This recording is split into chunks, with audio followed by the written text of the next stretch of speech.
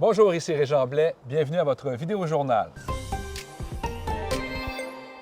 C'est une histoire qui fait beaucoup de bruit aujourd'hui, des initiations inappropriées qui ont été imposées à des jeunes étudiants en biologie à l'Université de Sherbrooke. Guillaume Renaud, vous avez fait une enquête sur le sujet et vraiment, les faits que vous révélez sont très troublants. Voilà, ce sont des étudiants qui ont accepté de me parler sous le couvert de l'anonymat, de peur de subir des représailles. On peut entendre quelques témoignages, mais je vous préviens d'emblée, ce sont des propos qui pourraient vous choquer. C'était assez brutal, disons. Ça a été de devoir lécher du maïs en crème directement dans la craque de fesses d'autres personnes.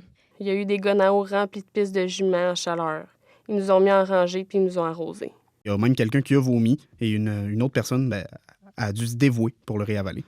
Bon, Guillaume, il faut le dire, là, l'Université dénonce vivement ces initiations qui ont eu lieu l'automne dernier. D'ailleurs, l'établissement a mis en place des mesures de soutien.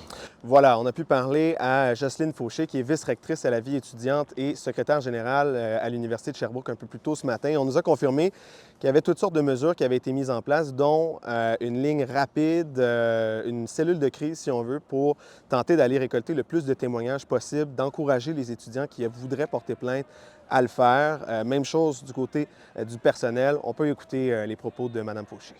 Alors, l'enquête est lancée, mais aujourd'hui, ce qui est important de mentionner, c'est que toutes les équipes d'aide sont à pied d'œuvre.